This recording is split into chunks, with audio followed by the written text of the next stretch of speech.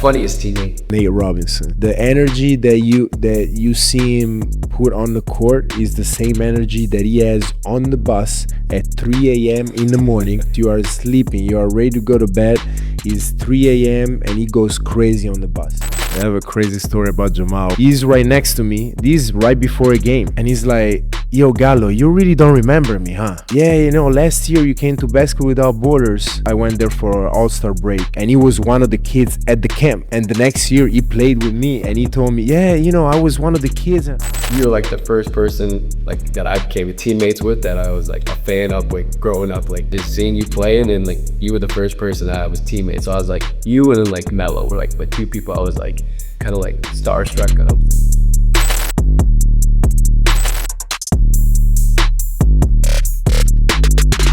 All right, everybody, welcome back to another episode of White Noise. We are ecstatic about our guest here. We have an NBA legend. Many of you tuning in, he may have played in a team in your city throughout his career. Had a stint in Boston for all our Celtics fans. Galo, man, thank you for coming today. We're super pumped. Thank you for having me. Good to see you guys. Yeah, absolutely. Well, I want to start because I think your journey to the NBA is really fascinating, and you had such a long, great career that I think that sometimes it gets like, everyone's talking about what you did in the NBA, but I think how you got there is really fascinating. Went pro at 16, and then those 4 years, you climbed that ladder really fast. Yeah, it was. I didn't expect to climb the ladder that fast, but every year I was getting better. I was getting in more competitions because the beginning was just the Italian league, and then we qualified for the Euro League, and after the Euro League, it came the NBA, right? So it was a very fast-paced 4 years. It was I thought, a great school for me to get ready for the NBA, and in 2008 came to the States. Yeah, like that was like I don't know if it's their peak, but like the prime of Italian basketball. Like a lot of Italian players, but like coming to the NBA, and so I feel like you were like one of the first. And I can't really think of any other Italians. Yeah, he started with I don't know if you guys remember Andrea Bargnani. He was number one pick 3 years before me, so in 2005, I think. And then Bellinelli, Marco, came in the year after Bargnani. And then I came in 2008. And then we had Luigi Datome, who played in Detroit and Boston for 2 years. And then now we have Simone Fontecchio that plays for the Heat. Before that, we had Nicolò Melli, who played in New Orleans for a couple of years. So yeah, it was a good stretch. Yeah, those Italian leagues are like competitive. You went back and played some more. So yeah, when during the lockout, it was at 2012, I think. I went back for a couple of months to play in Milan, which is the team that I played before I came to the league. It was it was great to come back home and play in front of my family, my friends, and my fans in my city. It was amazing 3 months. A lot of players during the NBA lockout came to Europe and play. But then, where you have all the other players that didn't come to Europe and they stayed in the States, they kind of needed that check, coming in. So the pressure for the player association grew a little bit, and they had to find a way to start the season back up again. That was a fun time for me to come back. Those games had to have been crazy. Like when you went back home, I'm sure that that atmosphere was insane and probably so fun for you because, like you said, you had so many people that you knew at the games. But man, if I'm living in Italy and like a guy like Galo and other NBA guys are coming back, like those tickets were probably super hot tickets. Yeah, I don't know the price of those tickets. I don't remember, but I definitely, it was the arena where we played was an arena with 12,000 people at the game. So in every home game was sold out, and it was cool. It was a great time. I was feeling great as a player when you have also that confidence of playing in the NBA and going back home. Of course, it was a lot of pressure for me to do that because I'm coming back home as an NBA player, so you have to perform at a very, very high level. When I went back, the GM and the president, they gave me 3 goals that we needed to achieve before I was coming back to the NBA, and they didn't know when I was going back, right? And they told me, well, by the time you leave, we got to finish first in the league. We got to qualify for the second round of the EuroLeague, and we got to win against Siena, which was the team that won 7 straight championships and 21 games in a row against Milan. So these were the 3 goals that they told me. I was like, okay, let's give it a try. And when I left, we were first in the league. The week after I left, the team won the last game. They qualified for the second round of the EuroLeague, and we won at home against Siena. So I did my job. Makes sense. Yeah, that's they say pressure makes diamonds, and that was a successful. How long were you over there? 3 months? You said? 3 months. 3 yeah. months. That's you a lot. start training camp in August, and the season started back in like December or something like that, late November, December. I don't remember which day, but yeah, roughly like 3 months. What's your opinion on European basketball fans, and NBA fans? The differences. I think in some cities, for some teams in Europe, it gets a little crazy. Not every gym is the same. Not every country is the same. But in some arenas, it gets a little crazy, which I love. At the beginning, like for some players that come from the States and they play there for the first time, they get a little shocked or like a culture shock at the first time, but then you get used to it. I would say is more like a college atmosphere, closer to a college atmosphere. But even even here in the States, there are Boston, OKC. I think great fans, and when you play home, I think you have a home court advantage. Back when I played in Denver, or when I played in New York, you really feel that home court advantage because the fans are great, especially when you get to the playoffs. So there's similar things. Maybe in the States, is not in Europe. Is just the game. There is not a lot of entertainment around the game. In the States, also to make the business work, there is a lot of entertainment around the game. It's not just about the basketball game. So there are people that come in at the end of the first quarter, or they leave. Maybe they leave before the end of the game. In Europe, you're there from the first minute until the end, and there is not a lot of entertainment around it. Yeah. I seen some of the clips of like the fans out there. I'm like, this would be an insane atmosphere to play in, and I don't know if they could ever like merge the NBA to. I think they eventually will I think they're trying. to Europe somewhere. Yeah, that would work out. But yeah, that'd definitely be a culture shock at the first time you're out there playing. I've seen some of those videos. I'm like, yeah, this is. There's some really cool traditions. Like I don't know off the top of my head like what leagues and teams, but like sometimes they'll like throw the paper up on the tip or like. So there is at my first. It was a shock for me too. Coming from Italy, we are not that crazy as fans. So our fans are. It depends where you go. In some cities they are, but in Milan they're not as crazy as, for example, Greece. My first time in Greece, we go and play in a city called Salonico. And the fans, as soon as the referee throws the ball up, 8,000 people, they throw a paper towel on the court. Yeah, that's what I've seen. And so you see paper towel coming from everywhere, like this, and you are But it's normal. They do that every game at the beginning of the game. So then the ref is like, teams, go back to your benches. They're gonna clean the court, and then we can start playing. So I was like, oh my god. So There's a lot of technical foul or nothing. Like, no, it's just part of the deal. Part of what they do.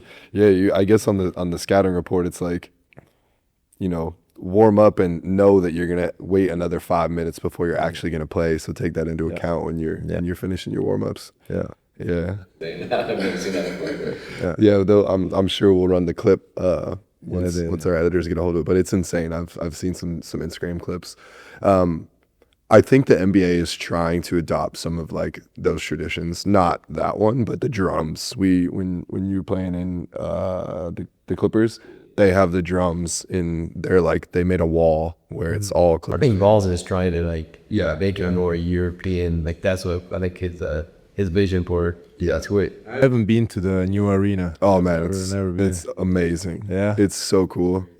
Yeah, I don't obviously like what's your perspective in playing there versus all the other arenas. Yeah, I just like the jumbotron, just all 360. Like they got so much technology. I mean, the wall is cool, I guess, but I just think like all the technology they have in that arena it's insane. Even like talk about the entertainment. Like here's people just playing games and stuff like during timeouts, and so like you got butt up this seat On your seat. So they'll do like trivia games and you're answering based on what you think it is. And it's really engaging. It's a good time going to the game. And what's really cool about it is the first time you end up going, you get this app before you go and you take a selfie of yourself. You would put your credit card in there and then you walk into the game. You don't have to show a ticket. It's all facial recognition. And then if you're going to get a snack or a drink at the concessions, there's never any lines because he built like so many. Never lines for the bathroom and never lines for the concessions. You just walk up,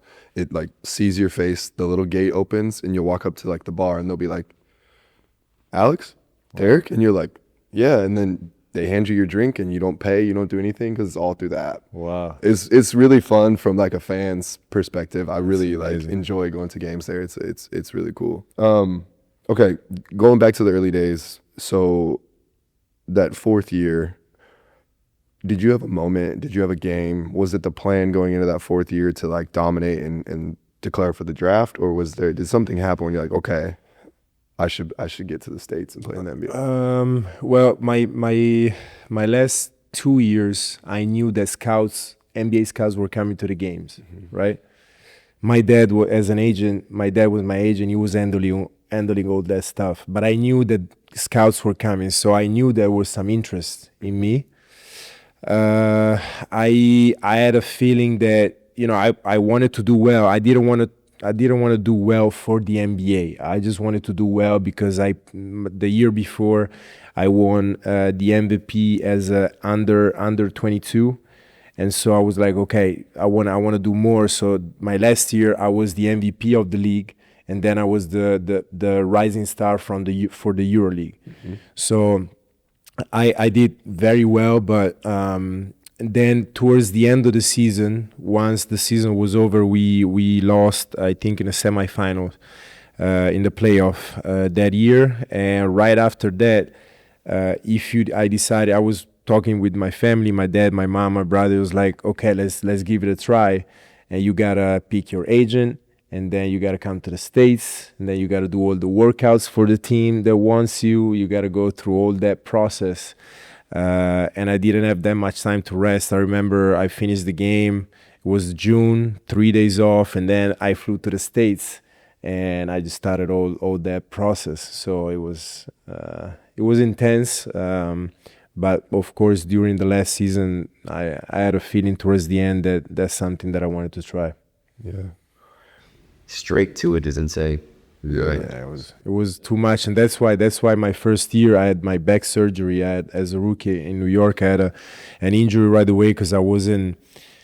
I was young. I was doing all these workouts, kind of like old school workouts, especially in New York, and I was doing stuff that I have never done before. I didn't take any rest. I didn't know how to handle my body. I was just saying yes to everything. They tell you do this, and I was like, yeah, I'll do it.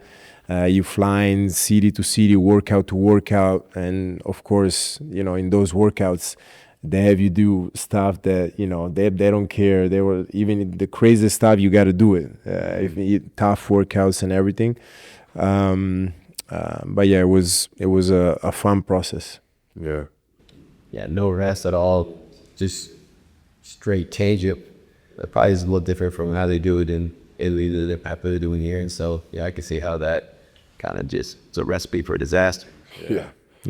Yeah, that's also, I'm sure that it was, we talk about like the culture shock of Americans going to play in Europe, and they're like, wow, these fans, were you having that, your first time, like for being in the States for a long time, seeing all these new cities, were you, that was probably a process for you to navigate as well too, I would assume? Yeah. The biggest thing was the schedule. Because in Italy, even if you play the domestic league and the EuroLeague, you don't play as many games as the NBA. Yeah, like, what do you play, like? You play twice a week. 40, 50? Right now, they play way more games than the games that we used to play. But I would say probably around like 60 games. Yeah. So the schedule was tough because you come to the NBA and you play 3-4 games a week. You travel. You got 3 different timelines. You travel all over the places, and so it's not easy. It's not like an hour flight that you go from Milan to the south of Italy. That is just an hour and a half flight. You take these long flights and everything. So the schedule was what was tough for me.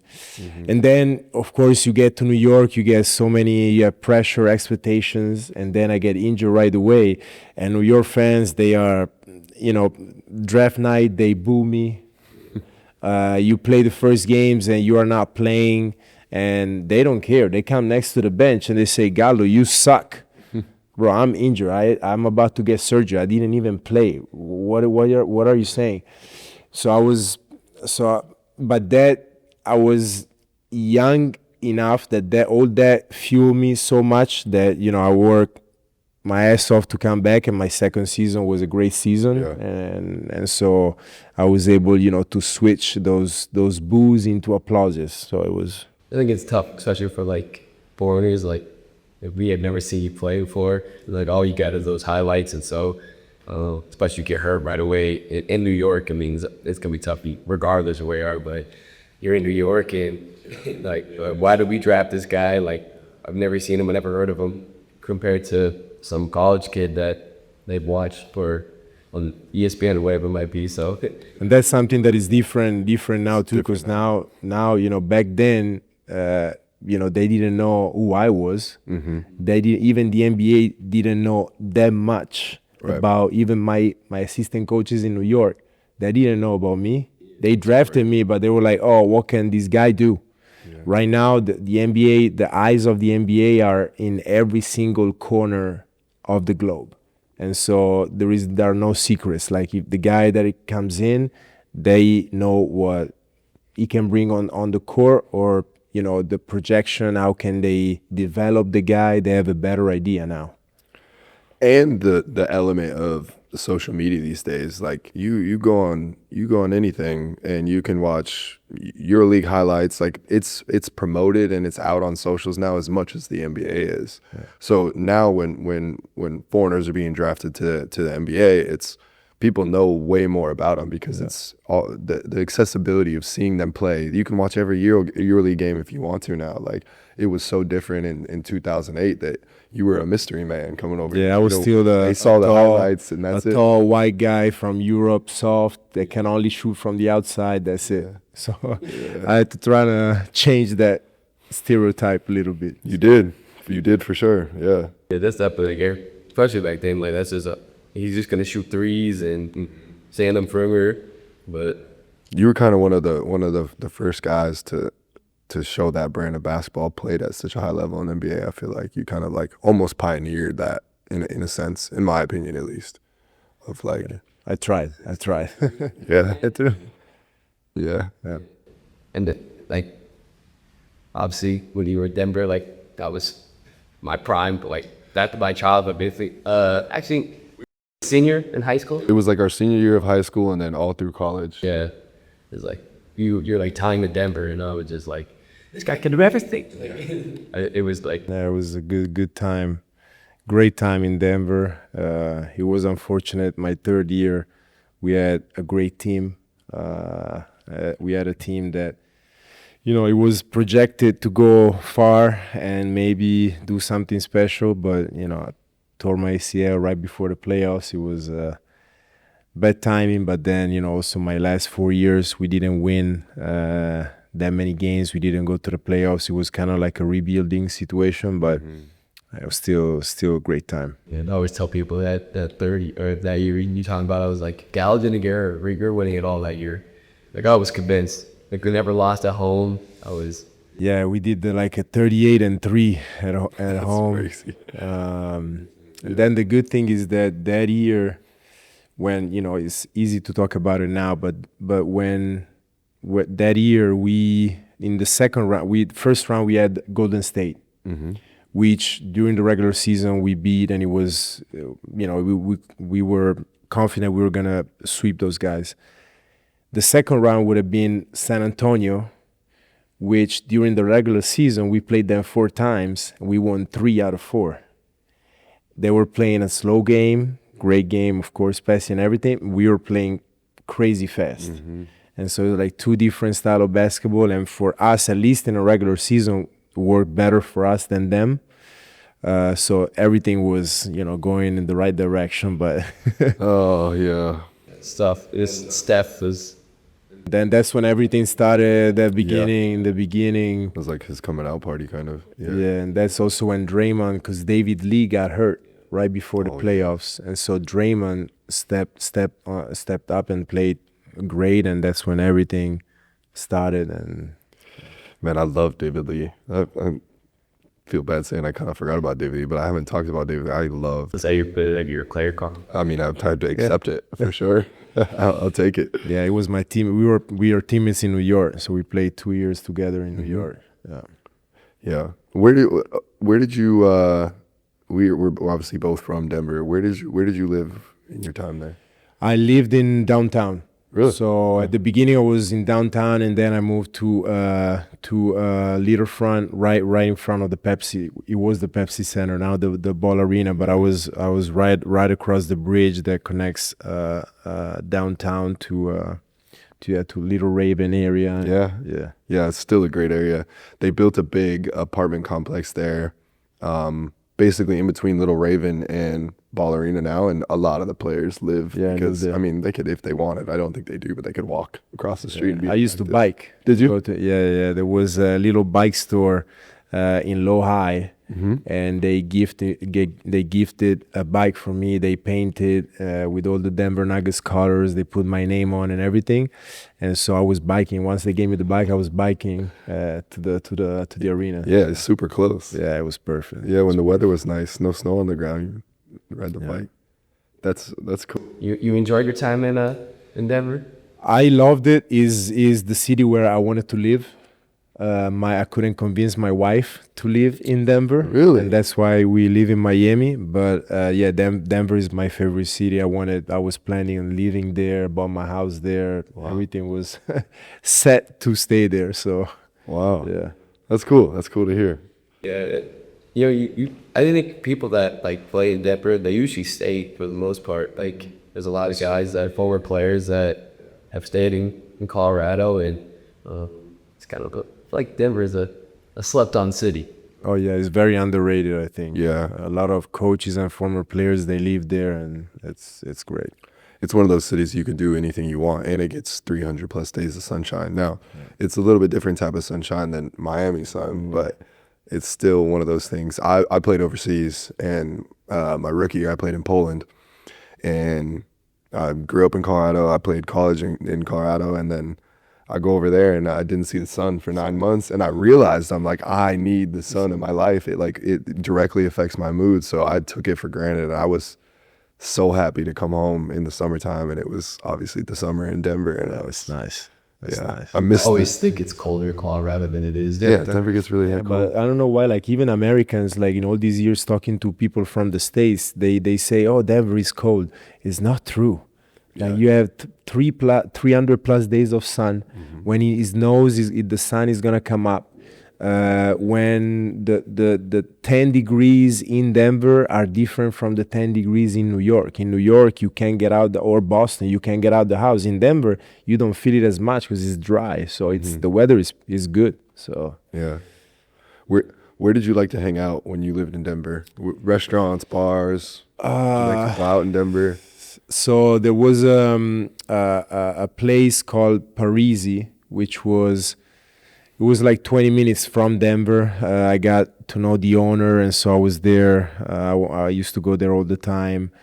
When I remember when I think not last year, the year before my last year, they opened up STK, which was the only restaurant that was open until late at night. Yeah. Because at my first few years in Denver, the problem was to eat something after the game because all the restaurants were closed.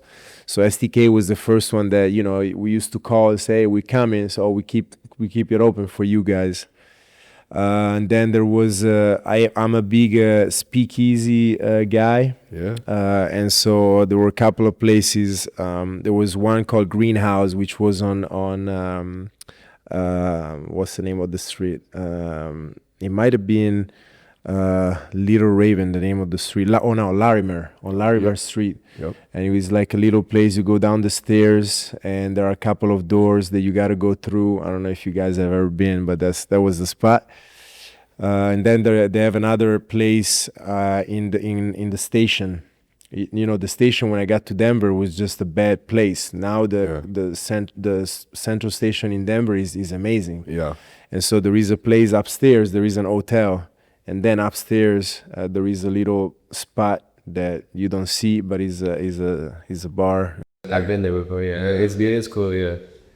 I was looking at having my wedding at Union Station. Yeah, Union Station. Yeah, it's nice, man.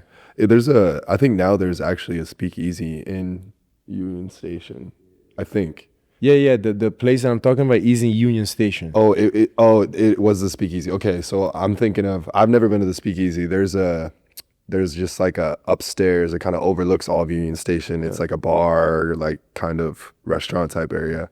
That's what I thought you were referencing. Yeah. But yeah, that's the speakeasy still thriving there. Yeah. There's also a good one. Next time you're back in Denver, it's in. What's the neighborhood? It's kind of like on the east side of downtown. The name of the neighborhood is slipping my mind, but it's an ice cream shop. And you go in the ice cream shop. Have you heard of this? Yeah. And they're serving ice cream. So you can go in there and get a scoop of ice cream, and then one of the freezer doors, you have to like say a word, and then it opens. That's cool. And it's like there's like 10 tables in there. Really cool speakeasy. I love those places. We did a speakeasy tour in Boston, and we went to like 5 in one night, and That's nice. I've never been into a speakeasy spot in Boston. there's a lot. Yeah, there's a bunch too. It was cool. It's small in there. I don't know. You could say how you felt about the speakeasies. It's too dark. I didn't like it. Another spot was Corridor 44. You guys been to Corridor 44? Still on Larimer Street, right in front of the greenhouse spot that I'm talking about.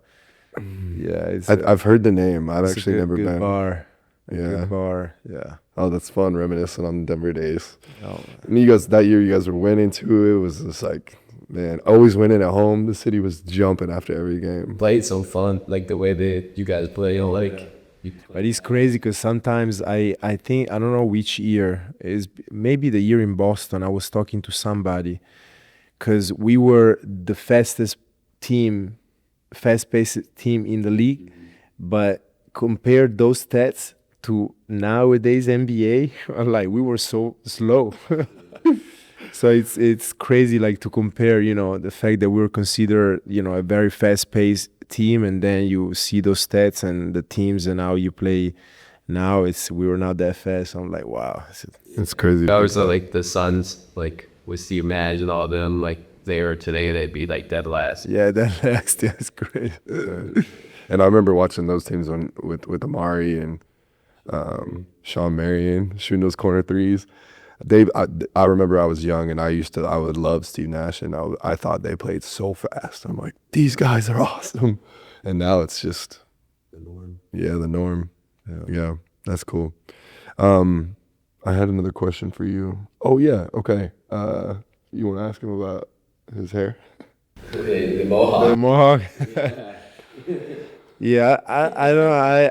I think it started in Denver. I always liked the mohawk style. Yeah. And so I don't know which one of my teammates he started to tell me, okay, we get to the playoffs, is mohawk Galo time. So okay. So every time I went to the playoffs, I gotta bring the mohawk back. So in every team, I don't know why this story passed from team to team. And so when I got to LA right after Denver, I went to the Clippers. Playoffs, you got to bring the mohawk back. So I go to LA. We get my second season in LA. We go to the playoffs, mohawk. I get to OKC, go to the playoffs, and that was Chris Paul that he remembers. He played against me when I had the mohawk, and so I was like, oh, you got to bring the mohawk going to the playoffs. And then I go to Atlanta, and I think Trey knew about this, and so because he used to see me play on TV, and so it was like, come on, man, you got to bring this to the playoffs. So boom. Go to Atlanta, I bring the mohawk back. So it was kind of Mohawk. I didn't know that. We didn't have you do it in Boston. yeah, because I didn't play, and so I was thinking about doing it, even if I didn't play. But my wife was like, you're getting too old for that. You can't do that, and you're not playing, so you can't really. I'd be lying if I wasn't hoping you might have walked through the doors tonight with the mohawk for Yeah, the pod. nah, no more. Podcast Galo.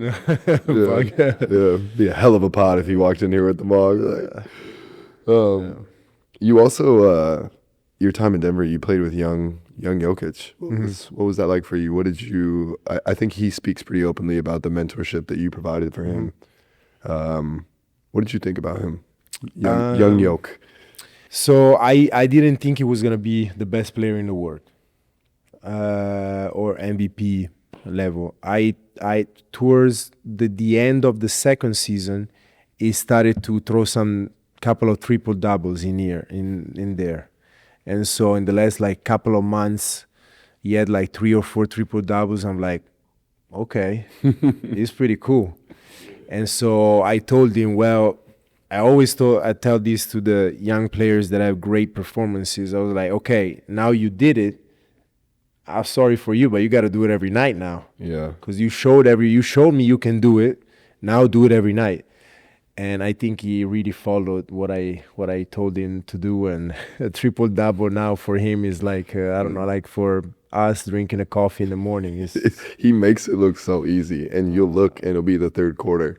Be like the start of the third quarter, and they're like, "Well, he just got his 40th triple double of the season." You're like, "What?" Yeah, he makes it look so easy. He was very young guy, but now I know he didn't talk that much. We go on the road, and he was playing games all the time, never got out the room when we go on the road. Now, of course, he's leader of the team. He brings everybody out. He talks way more. So he went through that, confidence process that is not just on the court, but he's a leader for the team, for the franchise. And so I love, especially getting older, is something that I found out. I love watching players go through this process. Jamal was there the same time as Jokic. Oh yeah, and Jamal, we played together 2 years just like Jokic, and then to see him become an amazing player, winning a championship in Denver, it's amazing. Yeah, that's really cool for you. You're getting to that age where you're gonna start to. Yeah, so he's coming to vet now. It's crazy. I'm the second oldest on the team. Second oldest. Yeah, it's insane. Wow. Chris appreciated than me. I'm like, Oh, Chris is older than you? yeah. So second oldest, I'm like, this is insane. I have a crazy story about Jamal. I remember this. So this was his first year. He's a rookie, and I don't have the mohawk, but I'm in the bathroom and I'm putting some gel on my hair.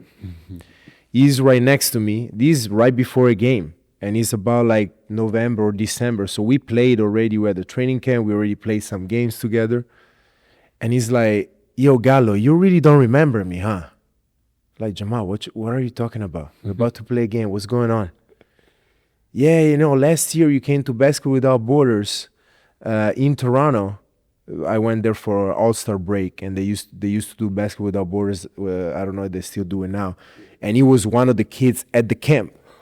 And the next year he played with me, and he told me, yeah, I was one of the kids. And this is an amazing story, Jamal. I love you, but now we got to go and play a game. I appreciate you telling me this story, but now we got to go.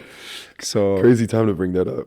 Yeah. That is cool. Yeah, Basketball Without Borders, so they still do that. They still do it in the summers now, but yeah, it's still like I did it this last summer. I went to Singapore, yeah, then Basketball Borders to Asia, and so it was a cool experience. yeah, it's so nice now because they do it. They used to do it during All-Star break, and then they do it during the summer where I did it. I went to Senegal, South Africa, Mexico, Vietnam, Taiwan for Basketball Borders. So it's an amazing program. So, Yeah, you were really involved with that. yeah.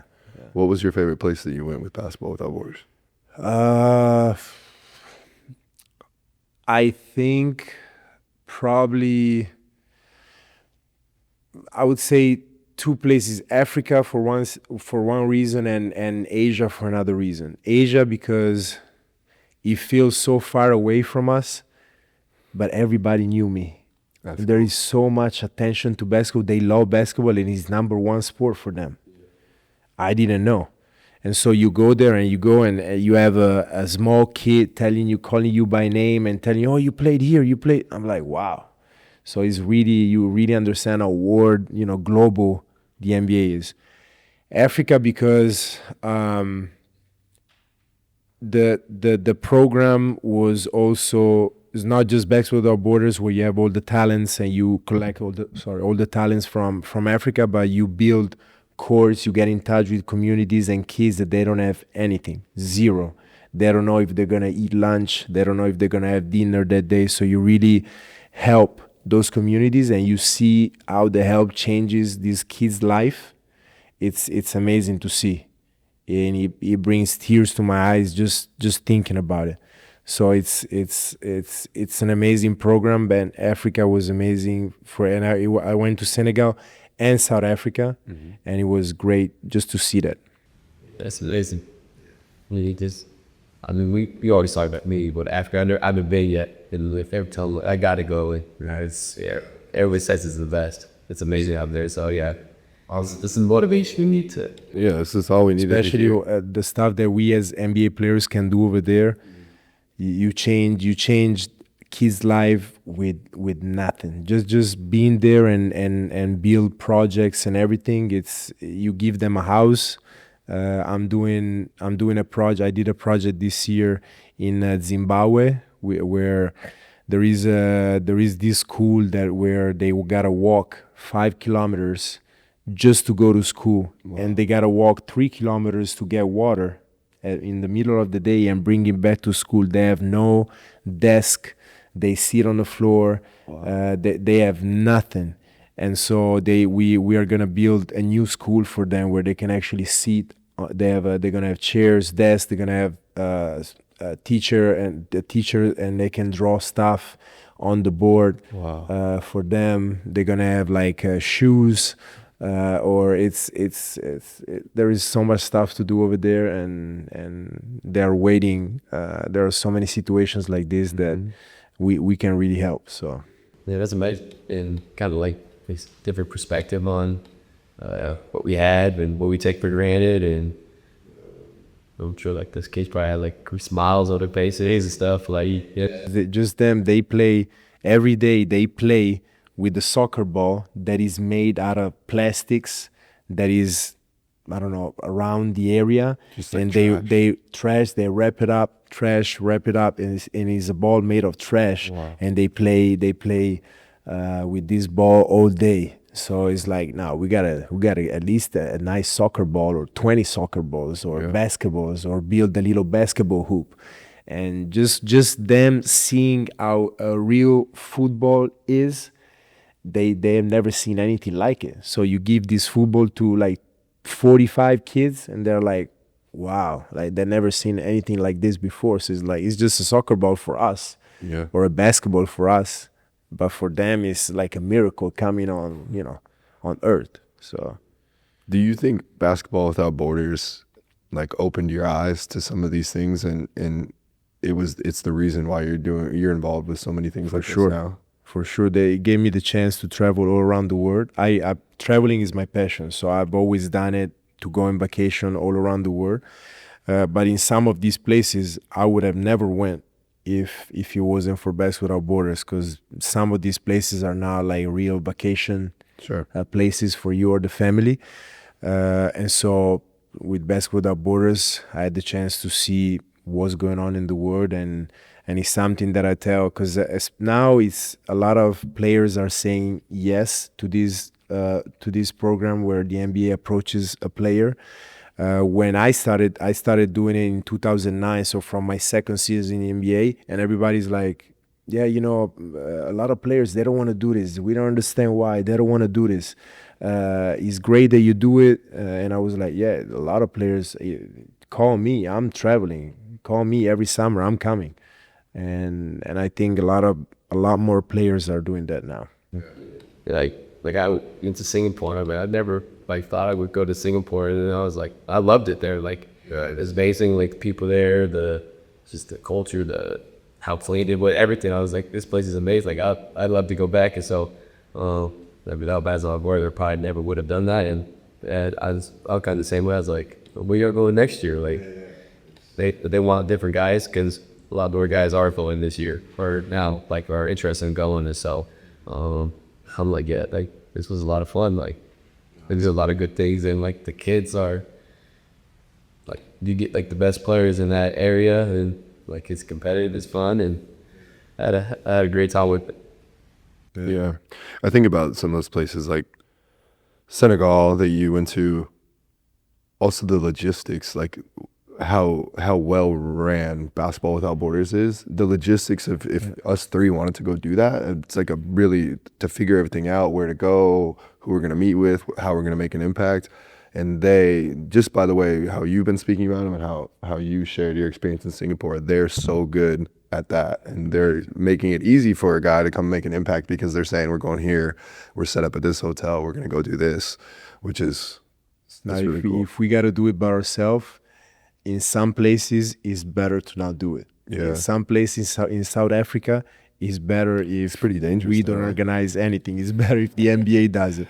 Yeah. And so the fact that the NBA is able to do it even in tough places or places where it's better to not go by yourself, it's great. So it's, as a player, if I know that the NBA is behind it, I'm like, okay, it's gonna be amazing. Yeah, that's cool. We gotta stay involved. I'd like to be able to go do some stuff like that.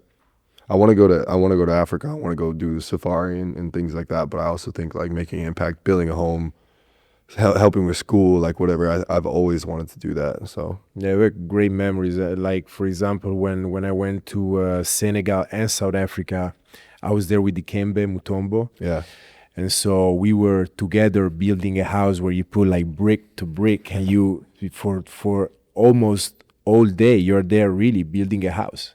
And so those experiences are, I think, experiences that changes the view that you have on things, and changes lives, not the lives of the kids, but also my life. When I have to teach something to my kids or show my kids where I've been, so they can understand that what they got right now is not real life. Like what they got right now, they cannot take it for granted, because it's the majority of the people out there and kids out there all around the world, they're not as lucky as, our kids. So For sure. Yeah, that perspective is everything. I was like, kids like, why are you complaining, yo, something?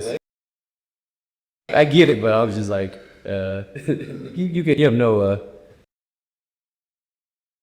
yeah, like, I think just getting out there and like bringing your family and like kind of having them see that well is good. I'm excited for like that my kids are older and we can all do that together, and so huge. Yeah, traveling is not my passion, but I gotta get more into it. I love it since 2010 for 10 years in a row. With the family now it's different, but when I was single, I went to 2 different countries every summer. that I've never been before. Oh, that's So I was doing 10 days in one country, 10 days in another country, and every summer was different. So I went all over the world, South America, Central America, Europe, of course, all over because I'm from there, but Asia. So it's. What's your favorite place that you've been? I always say, well, there is good things about every place, but Ecuador is always my favorite. Until now, Ecuador was my favorite because in Ecuador is the one of the smallest countries in the world, but with the highest biodiversity in the world for flowers and animals. So all the species, the number of species that you see there is the highest concentration compared to every country in the world. Wow. And then you are right on the equator. So you go, for example, to the museum, and the museum of the equator, where you go in and you do some games and some tests where, I don't know, you put an egg. They have this game where you go in, and if you pass the test, they give you a stamp on the passport. You put an egg on a screw, and if you do that in the, I guess you call it north atmosphere or south, the egg is gonna drop. No matter what, it's gonna drop one side or the other. On the equator, is the only place on Earth where the egg, if you find the equilibrium, the right balance, is gonna stay on the screw. So we were there, me and my brother and my dad. Me and my brother passed the test. My dad didn't pass the test, so they didn't. But then Ecuador is divided. They say is divided in 4 countries inside one, because you have the Galapagos, which is a group of islands where they're famous for Charles Darwin, where the whole evolution concept started. And so you do snorkeling, you go on the islands. So it's amazing. You see all those fishes, different. It's amazing.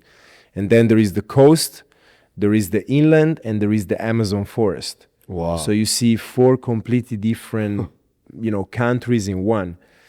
And went to the Amazon forest. You go on a canoe with the motor for 2 hours, and then you change canoe and you go on a canoe where 2 guys are paddling, and you go inside the forest more for 2 more hours, and you meet the local people. They go around. For example, they go around dressed. They just cover the intimate part just with the leaves. Wow. And it's amazing. I mean, I can tell you so many stories. It's just amazing. I've done that in Peru, in Ecuador, Peru, Costa Rica, Belize, which is a place that not a lot of people go, but I went, and I don't know. I can tell you so many stories, but I don't know how much time we got, but I can tell you a lot of stories. Yeah, that's we're trying to get him to travel a little bit more. You got to. Yeah, you have Got to see what's up there. Yeah, that's inspiring to hear. That's a cool thing. And obviously, you mentioned like life's a little bit different with your kids. You just say you have a 3-month-old? Yeah, I have 3 kids. My first one is 5. Second one, it's 2.5, and the last one is 2 months. I have a 2.5-year-old and a 4-month-old. So we are I know the season that you're in is same well. age. Yeah. Yeah, and then obviously you got your boys too. So Got 2 boys. 2 boys, yeah. Yeah, I got girl, boy. nice. Yeah. Nice. I got my older. The oldest one is a boy. My new baby's a girl. So Yeah. got our big bro looking out for him. Yeah. It's always done. 2 boys on your own. You gotta keep going until you get a girl. That's a conversation for sure. They got my daughter now. Anytime she's at his house, I don't get to hold her. She's with them. I do. Like I've said this, like I do want a girl, but there's no guarantee in that game. 3 boys would be insane. Yeah. 3 boys. Be a busy house. Every time everybody that had like 3 boys is always great. Their house is insane. Oh yeah, we'll see. All right, man. Well, tell me, 9 teams in 16 seasons. Correct. Correct. Correct. You mentioned Denver is one of your favorite places to live. What do you think about all the different organizations and all the different times you were in those organizations?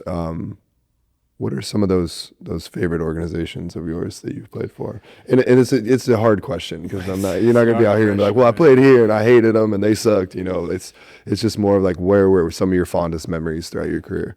I think the winning years are better than losing years. For sure.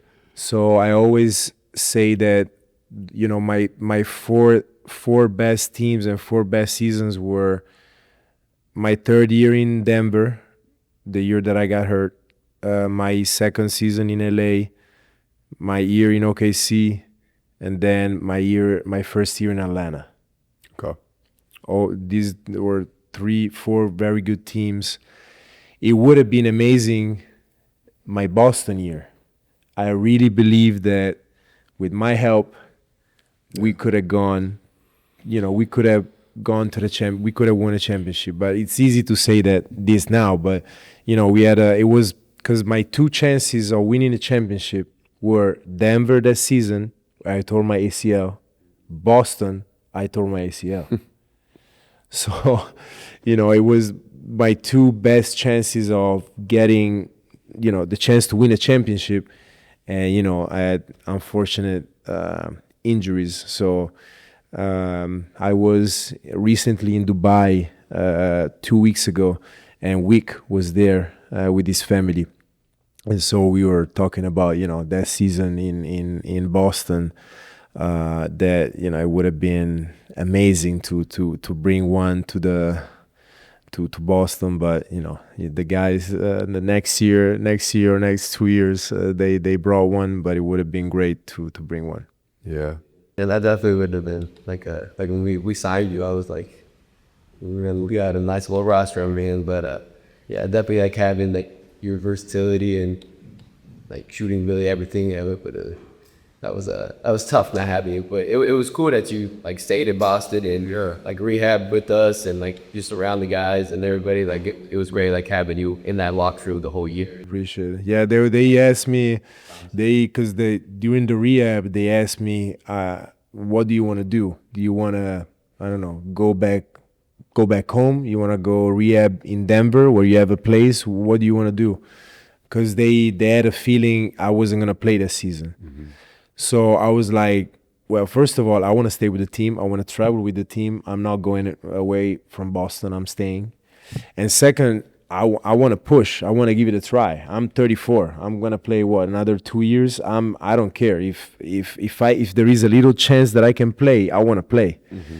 And so we really tried it. I was, you know, DY was there working my ass off, morning, evening, coming back to the gym. We're doing a great job. But I couldn't get back in time. But no, I wanted to stay with the team, travel with the team. Great group of guys. I had a lot of fun, even if I didn't play. So I wanted to be a part of the team. Yeah, that was an interesting locker room win. Oh, it was a lot of fun, especially on the road, playing cards on the plane. I heard you're it was the best. I heard you're pretty good Bure player. Who said that? The observation I made from my seat outside. I don't know why DY started playing with us, and then all of a sudden, after a couple of flights, he didn't want to play with us anymore. Cars were going my way. I had to go to sum myself, and I just watched from the side. Like, well, yeah. And every time I look over, I was like, "Galo, you won again?"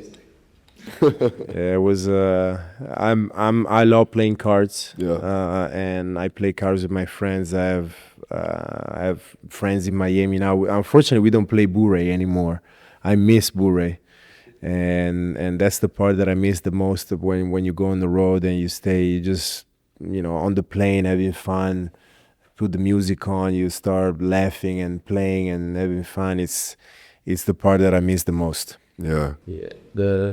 I feel like those things that you can't get anywhere else, and like just being a part of a locker or a part of we're always on a plane, like just always just together. So I mean, you're gonna play another 10 years, I think, but when you stop playing, I think you're gonna see that that's the part that you miss the most. I think it's being part of the locker room and the game. Maybe you're gonna miss it. I don't know. I don't miss it as much, just the game, But the locker room and being part of the team and just staying with the guys, the part that I miss the most. Yeah, that was hard for me. When I stopped playing, that was like what I didn't look at a basketball. I didn't touch a basketball for like a year after I stopped playing, but I miss that every day, and I still miss it. You know, like you can't get it anywhere else. It's very special. You know, the way you bond because you're all working towards one goal. You're the ups, the downs. Like I do miss that a lot, and just like the downtime in the locker room. You know, like this guy takes forever to come out of the locker room, and like I miss that. Just like taking my time. You know, after a game, like routine, like. I miss all those little things for sure. You're going to have a lot more time on your hands once you're not spending an hour in the locker room after every game. Yeah. 10 more years though, Galo said. Yeah. Yeah, at least 10 more. I agree. 10 more, right? I agree. I'm in that camp. 10 more, easy. Body holds up. We got 10 easy. Easy. What about I'm thinking about your career. Do you spend time in any particular cities that you play in? Do you go back to one more than another? Do you, obviously, I don't know, young kids, but in the past, have you, I suppose? In the past, I was always going back to Denver. To Denver. So every team that I played for after Denver, every summer I was going back to Denver. So I finish the season and I go back to Denver for at least 2-3 weeks, and then I go back to Italy. Okay. So Denver was the city that I was going back every summer. Now I'm done playing. I'm based in Miami. I have the family here, so I don't have. I'm not going back to any of the cities that I played for, unless it's I want to go and see a game or I want to see some friends. But I haven't done that yet. So yeah, and you mentioned it a little bit, how you're not really watching basketball or. I'm assuming, are you playing any basketball these days? I am. I'm playing every Sunday at UM at 8 a.m. Nice. Yeah, we have a group of like 15 guys, and we play from 8 o'clock until like 10:30. Nice. And it's cool. It's cool. It's a cool group of guys. It's good level. It's a good sweat. Yeah. I love it. So it's pretty cool. I think that's the hard part, and obviously you're still playing, but I realized, I'm like, what do I want to do for fitness now that I'm not a basketball player? Like, how do I get the level of work that I'm used to getting in when I'm not working out for basketball? I have a schedule. Okay. So let's go backwards. So from Sunday to Monday. Sunday I play basketball. Saturday there is one of my best friends lives next to me. Come and knock at the door at 8:30 in the morning. We run in the neighborhood. He's a runner, so that's what he does. So I gotta stay. We measure many miles, the pace, and I run with him. On Fridays, I play squash. Oh, nice. On Thursdays, I have a group of Italian guys. We play paddle. Nice. And Paddle? Oh, yeah. Way more than pickleball or Rich is a paddle guy. paddle is huge in Miami. And then Monday, Tuesday, and Wednesday, I have a treadmill. I have some weights at home, and I do weights and practice at home. So this is my weekly schedule. It's a great balance. It's perfect. Yeah, no days off either. No. There's no days off. Yeah. I like that. Like, I think when I'm done playing basketball, like, I'm going to try to play all different sports. Like, I just love sports. And so, like, maybe not just. I gotta put some golf in. I haven't put any golf in, which is crazy because I love golf, and I gotta find a way. Still gotta find a place where I get my membership, and I know that I can go and play every day. I haven't done that yet. Golf is we're terrible golfers. I'm terrible too. I just love it. It's fun. It's fun. I'm not man. good, but it's one of those things, man. It's not, you're not going to play paddle for an hour or two. It's like 5 hours of your day where you're like out there and frustrated. yeah. And also, like, when we go together or like a group, like, he's always a good time, like good bonding. It's kind of you're out in the sun, like, you just enjoy. I could play golf every day. I love golf. Yeah. Have you played for a long time? I started playing in Denver because of Mike Miller. I don't know if you guys remember Mike Miller was my teammate in Denver, and he is a great golfer. And so I started with him. He put me into golf, and from the first time I went out and played with him, I got hooked. So since then, it's been like 10 years. But I don't play as much, so I need to play more. Yeah. Yeah. Every summer, I'm gonna play a lot of golf. I golf like once a summer. I'll play at the end of summer. Like and this is my summer for golf, and others never do. I just got this thing. It's pretty cool. I don't have the space in my home for like a full blown simulator, but it's called, crazy name, called Golf Daddy. And it's a little tripod like these cameras are on. You put your phone on it, and then you swing on the specific mat, no ball, and then it streams. Your phone is watching you, and I don't know how it calculates it, but then you link it to your TV, so you have like you can do it in your living room, and all you really need is this mat and the tripod. You don't have to have a space where you can smash balls into the wall, but It's not like playing golf, but it's close. it's It's good to could be fun. It's good to work on the swing without having to go find the ball afterwards. I think Derrick told a pretty cool story, and you kind of alluded to it when like, oh shit, we got Galo. But you told me a story last night at dinner about when he got there and what it meant to you, and I think you should share that. I think it's cool. I was like, you were like the first person like that I became teammates with that I was like a fan of, like growing up, like because you were the Nuggets, like just not Drew, but like growing up, like just seeing you playing, and like you were the first person that I was teammates. So I was like, you and then like Melo were like my two people I was like kind of like starstruck. I was like Melo for sure was starstruck. Like my first like game I checked in, I was next to Melo, and I was like, this is insane. But like and then like we kind of sat next to each other on the plane before you started down there in the beret tables, and but like I was just like, this is like such a cool moment for me. So I was super excited. I wish, I wish we played together like that, but okay. It would have been great, my guy. You would have 2 rings, I would have 1 ring. So Yeah, I wanted to watch you guys play together for sure. We used to watch his workouts. This is never miss. Yeah, that's what Tony Dobbins was. He told me a few good stories about you, and he's like, when he was rehabbing, man, he would just get out there and the ball would only touch the net for an hour straight, and then he'd be done. He's like, I would just stare at him like, man. It was dope to watch. It was fun to watch. Like you just working out, and I was just like upstairs, like eating, just watch you just make every shot. Like lucky guy, just lucky guy. left-handed everything. I was like, That's what I'm doing now. I only play left. Since I retired, I'm only playing left. So when I go in these games that we play every Sunday, I only play left. It was my dream to go with my left, and I had to wait until I retire. So That's really cool. That's also just an insane thing to say out loud. Since I've retired, I only play with my left hand. yeah. Not many people can say that. Yeah, that's crazy. Tony Dobbins, I think he'd appreciate if we told the story about when you sprayed Boston with 38 when you were in Atlanta. Yeah, it was a good game. Yeah, it was a good game. I think it's still the NBA, the record for the Hawks, but I think it's an NBA record because I had 10 threes, 10 out of 12, I think. Yeah. And I think it's an NBA record coming for a player coming off the bench. So it was a Peyton might have tied you.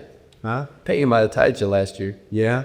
Remember he had 40, and it was Was he off the bench that night? and it's so. Wait, For some reason, I don't think he was. thought it started. I feel like he might have started. We'll have to look that up. But yeah, 10 threes off the bench. Yeah, so Yeah. it's a pretty big game. It was a super efficient 38. Crazy efficient 38. Good game, good memories. Only memories now. Yeah. What was your career high? I had 47 when I was in Denver. We played against Dallas in Denver, and my friend and former teammate Raymond Felton ruined the party because he had a shot at the last second and they won. But yeah, I had 47. Yeah. 47. But I was feeling, because I always say this, I think to be, a lot of the talk about me during my career was like, oh, he could have been an all-star, should have been an all-star, blah, blah, blah. And I got close 3 or 4 years to be an all-star, but the game, to be an all-star, I think you got to be a little selfish. to get to that level, to be an all-star, you got to have some selfishness in you. You got to be selfish. It was always against my nature. I've never been selfish enough to get all-star stats. When the game that I at 47, I felt bad because I shot 23 times. 23 times for an all-star is you got to shoot 25 or 30 times to be an all-star, right? Every night, yeah. Every night. That was the first time, the highest that I've ever shot in my career, it was 23 shots.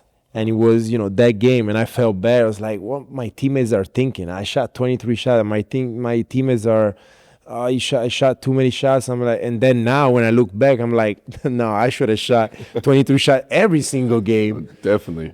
So Got 50. yeah. The other day, I was talking to a friend of mine, actually a journalist, and I was like, okay, the year that I scored the most points was my year in LA where I averaged 20, right? How many shots it took me to average 20 that season, and how many shots the best scorer of the league was taking that season, right? So I was taking 13 shots a game, and I averaged 20. James Harden averaged 36, taking 35 shots a game. Oh my God. So I'm like, okay, That's crazy. I'm stupid because I was taking only 13, average 20. I should have taken 20. But if I was selfish enough to take 25 shots a game, I could have averaged 30 easy. And so when I think back and I look at those stats, I'm like, well, it's my fault because I didn't take, all those shots. But at the same time, it's good to see what it could have been, stats-wise, what I could have done. Yeah. 30 shots is great. 13 shots feels, that feels so low to me. Yeah, it feels low, right? It's not too much. Especially nowadays. Yeah. I mean, I wonder what your average field goal temp is per game. About 113. It's more than 13. There's some games you take 13 threes. 13 threes. Yeah. Those actually. Yeah, that is crazy. 36 on 35 shots that's A lot of free throws. that was probably the year he gave you that. 60? You're at 60? There was a lot of switches, though. I'm looking at it. Yeah, that's For But, yeah, he was great. I think something really cool that I learned about recently when we heard you were going to come on was kind of the way you ended your basketball career by going to Puerto Rico, winning a championship, Finals MVP. Tell me about that decision and like how it came up and your mindset. I'm assuming your mindset was like finish on top, like go out with a bang. Yeah, I wanted to play in the NBA my last season. Okay. So I wanted to play my 17th year in the league. So I was actually here in Miami and I was looking for a house to buy. At the same time, I was waiting for a call in the NBA. It's August, nobody calls. September, nobody call. October, nobody call. And so I was like, okay, I want to play. And we got to find a solution here. At the same time, I wanted to have Miami as my base. So I found a house, I bought the house, and I was like, what am I going to do now? The summer before, with the Italian national team, we played the qualification for the Olympics in Puerto Rico. And Carlos Arroyo, I'm sure you guys remember him as a player. Carlos was the GM of the Puerto Rican team. They ended up going to the Olympics. And during that time in Puerto Rico, I got in touch with Carlos and we started talking. Oh, yeah, I live in Miami. Yeah, I want to buy a house in Miami. Okay, if you buy a house in Miami, let's get together. I buy a house in Miami. He lives 5 minutes from me. So we started to hang out with each other by going to these runs at 8 a.m. at the UM. And so it's like, well, you're still in shape. Why, let's go to lunch. And we started going to these lunches twice a week. I'm hanging out with Carlos every time, and we going through, I'm going through the same thing that he went through as a player. He played 10 years in NBA, he played another 10 years overseas. He had a long, great career. And I'm like, yeah, I want to play. And he's like, why don't you come? I just started I own this team in Puerto Rico. I just become a minority owner of this team. Why don't you come and play for me? I'm like, yeah, I'm still trying to get back in the NBA. I don't know. Yeah, come play for me. We put it in the contract. You can go back in the NBA whenever you want. We start the season in March. It's only 3 or 4 months. Mm-hmm. And I wanted to play my last season because I wanted to play for the Italian national team one last time. So it was crucial for me to play basketball because no coach maybe would have done it for me, but no coach can call a player that hasn't played in 8-9 months. So I'm like, okay, Carlos, I'm coming. I'm going to play in Puerto Rico for your team. If it wasn't for Carlos, I don't know if I go to Puerto Rico. So I ended up, signing with him. I go there in March. My family, I was there for a month where I was there by myself. Then my family came with me. My kids, they went to school there. And so I started this season in Puerto Rico. And first of all, I didn't know the level was that high. It's very high level basketball. It's a good league, yeah. Especially the year that I played, they changed the rule where every team can have 3 Americans instead of 2. For 50 plus years, it was only 2 Americans. From last year, they started having 3, so the level went higher. And every team had 3 players that either were retired from the NBA or they were trying to get back to the NBA. JaVale McGee was my teammate, and he was in my same situation. He still wanted to play in the NBA. Mm-hmm. And so I ended up going there. It was an amazing experience. Of course, we won the championship, which was crazy. It's the way that I finished is something that I wish to every single player because I finished the way that I wanted to finish. I was playing 35 minutes a game. The coach never took me out. We played at a very good level, playing to win. And of course, I won the MVP. At the end, it was amazing. But to finish like that and play with the team that plays for you, around you, you can basically do whatever you want and play the way that you wanted to play, like you're playing with your friends. So it was just perfect for me. And like I said, we ended up winning the in Puerto Rico. Is crazy because basketball is number one sport. It's like soccer in Italy, right? Or I don't know, football or basketball in the States. Basketball is number one over there. So people are crazy. We had 12,000 people in our arena, sold out every game. When we were going on the road, sometimes we were playing at home, similar to the Celtics. Like sometimes you go on the road, you have so many Celtics fans. The same for us in Puerto Rico. And when we won the championship, the parade was nuts. They stopped highways. We're going on a highway. The whole highway was blocked. It was just amazing. So yeah, winning the championship is the best, and like no matter what. But like that's dope that you were able to like go out like the way you wanted to and playing the way you want to play and getting those getting minutes and everything. So how many shots did you take then? I don't know. I gotta check. I haven't checked the stats. I averaged 20 points, but I don't know how many shots. Maybe 13, 14. I knew it was similar to the. As soon as I heard 20, I was like, it's probably 13 or 14. Yeah, I think so. Hey, it worked though. It works. Yeah, I think being able to go out on your own terms is the dream. And 35 minutes a game, playing to win, playing at a high level, like that's the dream. Having the green light, like that's the way to do it. That's the best feeling. Oh man, that's awesome. That's like a storybook ending almost to a really long, great career. That's cool. Well, let's hit you. We don't want to keep you here all night. We know you got more travel coming up. We like to finish with these little lightning rounds. And yeah.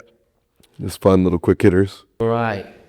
So, do you have a favorite game of your career? Oof. I have yes, I have two games. One in the NBA and one with the national team. Okay. Do I have to tell the story about these two games? Yeah. Absolutely. Okay. Yeah. I mean, I want to know. The one game was Game 7. Well, I was with the Hawks. Game 7 in Philly. We won Game 7 to go to the Eastern Conference Finals. That was a great game. Loved that game, and to bring a team to the Eastern Conference Finals, and they've been losing for 6, 7, 8 straight years. Nobody expected us to go to the playoffs, and we go to the Eastern Conference Finals. So with those years that you're underdog, and all of a sudden you go to these crazy rides, was a great game. And another a game with the national team was a game that put the end of Dirk Nowitzki's career with the national team. Was his last summer with the national team. We play in Germany against them to qualify to the second round, and it was either us or them. And of course, for Dirk to play at home, it would have been great for him. But we won that game, and it was a game we went to overtime. Dennis Schroeder was the point guard. So that was a great game for us. So these two games are, I would say, two great games. When you play your national team games, stuff like those, what's getting you crazy? I mean, a lot of pride in that. Yeah. You got a new hobby that you picked up after retirement? As far as sport is squash. Definitely squash is my favorite sport. My dad used to play squash when he played basketball. He was playing squash too with friends. And I love squash. I play with my dad all the time. And now I have some friends. It's not easy to find squash players. It's such a small niche of sports, but I love squash. So squash is definitely my favorite hobby right now. Yeah, I never got squashed. Ball doesn't bounce. That is. Yeah, I always.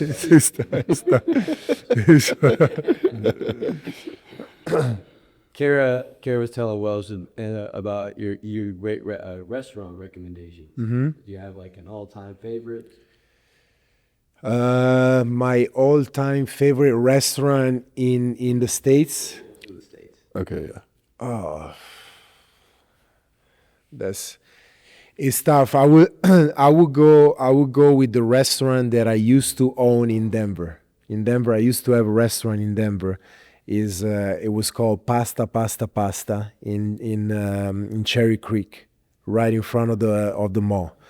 And we had the restaurant for 4 years. My dad was managing the restaurant, and so it was definitely the best restaurant in the States. That's awesome. Pasta. It's not there anymore. So Yeah, I'm sad I didn't get to eat it. Come on, Bob. All right. If you could build a starting five of players from Italy, who would be on that? That's tough. I don't want to. I have a lot of my former teammates and friends. So I don't know if maybe you don't even know some of the guys that I would put in the starting five, but I'll go with probably go with the guys, the Italian guys that played in the NBA. Other than the point guard, I would put Pepe Poeta, which is now is the coach of the team in Milan, and he was my teammate with the national team for 10 plus years. He's the only guy that I would put in that he didn't play in the NBA. The other four guys would be, I wouldn't put myself in the starting five. I give my spot to my friends, but He's coming off the bench for another 38. Yeah. I would say Marco Bellinelli at the 2. I would say Gigi Datom at the 3, Niccolò Melli at the 4, and Bargnani at the 5. I played with Belly in San Antonio. His shots it was the craziest thing I've ever seen. Where he's so entertaining. Like he's always like leaning, like he's just floating one way or other, backwards, forwards. Yeah. But When it gets hot, like it's some of the craziest, like they just sprinting around and leaning, and it was so fun to watch. Yeah, I liked watching him a lot when you guys were in the tone. I liked Belly. Belly's good. See, that's a solid starting five. Sorry. Do you have let's do this. Most influential teammate of your career? oh, great question. I would say Jamal Crawford. Jamal was my vet in New York, and for 2 years, and then we were very close. And so my first few years in the NBA, we always stayed in touch and always hanged out when we were in different cities. So I would say Jamal. He's the best. Great guy. Great guy. Yeah. Yeah, he was big for Derrick's journey as well. He kind of, I don't know how you would say it. He basically was like, who is this kid? Like he could be something, and that was huge for you. Yeah. Yeah. Yeah. Everybody loves Jamal. So that's was fear. What about funniest teammate? There is one guy that comes to my mind right away is Nate Robinson. He seems like a really funny guy. Nate, oh my God. I've never seen a guy with that energy. It was the energy that you see him put on the court is the same energy that he has on the bus at 3 a.m. in the morning when you're going to a city. You just got off the plane, you go to the bus, you are sleeping, you are ready to go to bed. It's 3 a.m. and he goes crazy on the bus. And so I've never seen a guy with that energy. He's definitely the funniest guy I've ever had as a teammate. That's a good answer. He looks like he's funny. Yeah. Yes. Anything you see of him, he is being funny. Like when he stole Shaq's shoes and was running. Oh man. Well, this was awesome. We appreciate you coming on. This was really fun for me. Obviously, we both spoke about how big of fans we were, being from Denver, watching you in Denver all those years, and just all the things you spoke about were. It was just really fun to listen to you talk and tell some of these stories. So thank you again for Thank coming you on. guys. Thank you guys for having me. Appreciate you, Galo. Yeah.